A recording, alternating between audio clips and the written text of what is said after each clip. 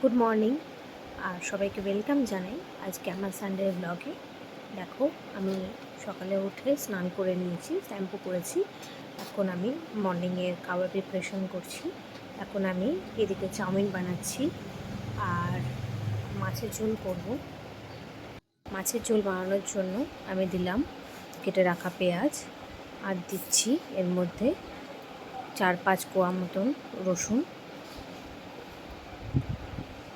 এবার এটাকে পেস্টটা করে নেব, ঠিক আছে।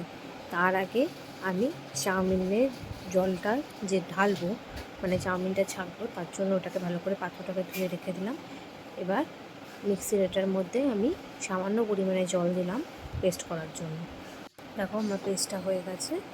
এপাশে আমার তার সাথে সাথে চাউমিনটাও প্রায় সেদ্ধ হয়ে গেছে। এখানে আমি মাছটা ভেজে রেখেছি। রুই মাছটা আমি পেঁয়াজ রসুন দিয়ে একটা গ্রেভি করব। এই মাছগুলোকে প্রথমে তুলে নিলাম। তার সাথে সাথে আমার চাউমিনটাও সেদ্ধ হয়ে গেছে। এবার এটাকে আমি ওপর দিয়ে দেবো। চাউমিনটাকে প্রথমে ভালো করে জলটাকে বের করে নেব। বের করে সেদ্ধটা আমার হয়ে গেছে। এবার আমি চাউমিনের জন্য আলুটা ভাজবো। প্রথমে কড়াইয়ে আমি তেল দিলাম। আমি সর্ষের তেল দিয়ে রান্না করছি। মাছের ঝোলের জন্য আমি একবারেই কড়াইয়ে তেল দিয়ে দিলাম। এবার মাছের ঝোলের জন্য দিলাম আমি তেলের মধ্যে গোটা গরম মশলা আর দিলাম এর মধ্যে সামান্য কালো জিরে। এবার এটাকে ভালো করে ভাজা ভাজা করে নেওয়ার পর আমি এর মধ্যে এই যে পেঁয়াজ আর রসুনের পেস্টটা আছে, পেস্টটাকে দিয়ে দেবো। এটাকে ভালো করে কষিয়ে নিতে হবে প্রথমে। এবার আমি চাউমিনের আলু আর পেঁয়াজটা ভেজে নেব, তার জন্য এটা কড়াইয়ে দিয়ে দিলাম। আমি মাছের ঝোলের জন্য প্রথমে মশলাটা রেডি করে নেবো। তার জন্য আমি একটা বাটির মধ্যে দিলাম একটু হলুদ গুঁড়ো, দিলাম একটু ধনের গুঁড়ো, একটু বেশি করে জিরের গুঁড়োটা দিতে হবে, আর দিলাম এখানে লঙ্কার গুঁড়ো। লঙ্কার গুঁড়োটা কম দেবো কারণ আমি কাঁচা লঙ্কা দেবো তাই। তারপর দিলাম নুন, দিয়ে আমি জল দিয়ে পেস্টটাকে বানিয়ে রেখে দিলাম। এবার দেখো, আমাদের পেঁয়াজ আর রসুনের পেস্টটা ভালো করে ভাজা ভাজা হয়ে গেছে। এবার আমি এর মধ্যে দিয়ে দিলাম 2 থেকে 3 চামচ মতো আদার পেস্ট, আর দিয়ে দিলাম একটু সামান্য তেল, কারণ তেলটা একটু কম হয়ে গেছে তাই জন্য। চলো এটাকে ভালো করে ভাজা ভাজা করে নেবো। এবার আমি মাছের ঝোলের জন্য একটা টমেটো কেটে নেব। এবার টমেটোর টুকরোগুলোকে আমি এই পেস্টের মধ্যে একেবারে দিয়ে দিলাম। দিয়ে এটাকেও ভালো করে ভাজা ভাজা করে নিলাম। তার সাথে আমাদের চাউমিনের আলু আর পেঁয়াজটা মোটামুটি সেদ্ধ হয়ে গেছে। এবার আমি এর মধ্যে দিয়ে দিলাম একটু হলুদ গুঁড়ো, স্বাদ মতন নুন, আর দিয়ে দেবো একটু চিনি। চিনিটাকে তোমরা স্কিপ করতে পারো, বাট আমি চিনি দিই কারণ আমার চাউমিনের মধ্যে একটুখানি হালকা টেস্টটাকে ব্যালেন্স করার জন্য। এবার আমাদের পেস্টটা ভালো করে কষানো হয়ে গেছে। এবার এর মধ্যে আমি মশলাটা দিয়ে দিলাম ভালো করে কষানোর জন্য, আর একটু দিলাম সামান্য জল। এবার আমি চাউমিনের জন্য 2টো লঙ্কা কাটবো, আর 3টে মতন লঙ্কা মাঝখান থেকে চিড়ে দিচ্ছি মাছের ঝোলে। আর এবার দিলাম সামান্য এর মধ্যে একটু কাশ্মীরি লঙ্কার গুঁড়ো। এবার আমি এর মধ্যে দিলাম সামান্য একটু চিনি। এবার আমি চাউমিনের মধ্যে হাফ মতন ম্যাগি মশলা দেবো, কারণ বেশি গোটা ম্যাগি মশলাটা দিলে এটা একটু বেশি স্পাইসি হয়ে যায়। আর হাফ ম্যাগি মশলা দিলাম। আলুটা ভালো করে আমাদের সেদ্ধ হয়ে গেছে, তার সাথে সাথে আমাদের মশলাটাও কষে গেছে। এবার আমি এর মধ্যে একেবারে ঝোলটা দিয়ে দেবো, তার জন্য আমি এর মধ্যে জলটা অ্যাড করলাম।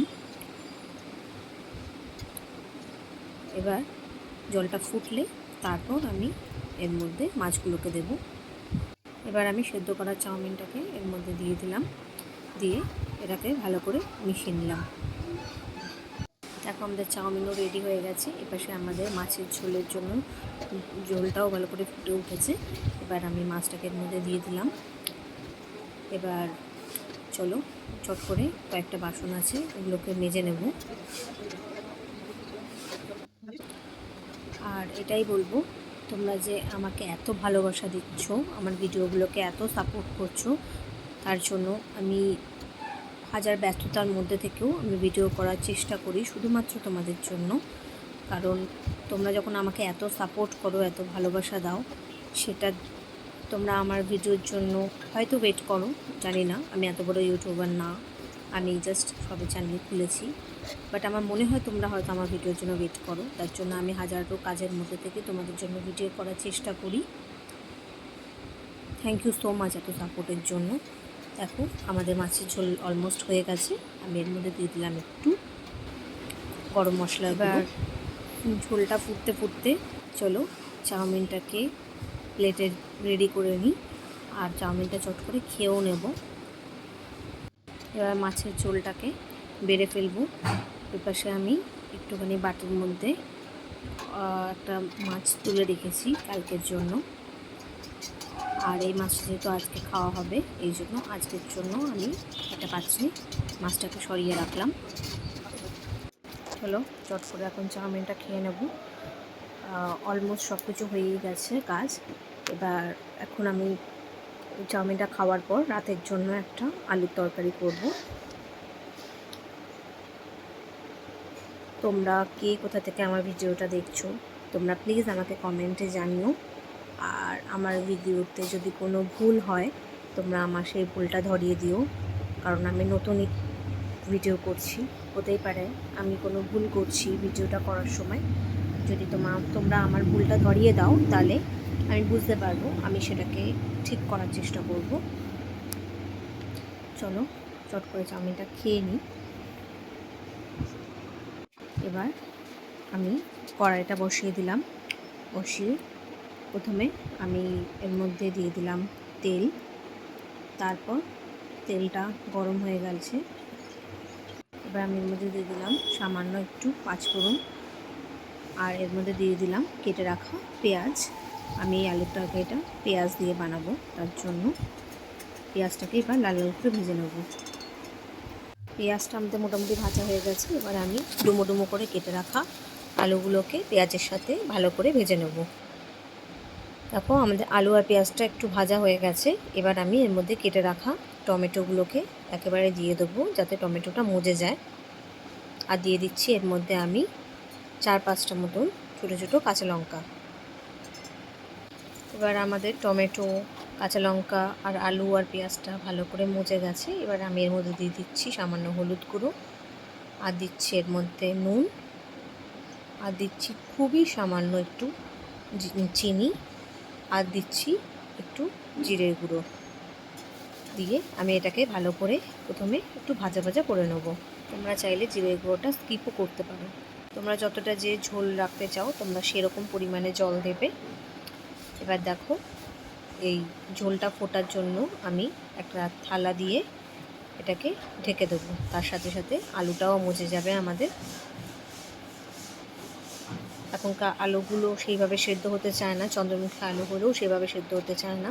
তার জন্য এটা ঢেকে ঢেকে না করলে আলুগুলো শক্ত হয়ে থাকে, আর খেতেও ভালো লাগে না, যেহেতু এটা রুটি দিয়ে খাবো তার জন্য। আর তার সাথে সাথে আমি গ্যাসটাকে পরিষ্কার করে নিচ্ছি, কারণ রান্না হয়েই গেছে সব, তার জন্য। এবার দেখো আমি একটুখানি আলু তুলে নিলাম। এটাকে যদি আমি ভালো করে একটুখানি মাখা মাখা করে পেস্ট করে নিই, তাহলে এটা তরকারির মধ্যে দিলে তরকারিটা একটু মাখা মাখা হয়, তার জন্য।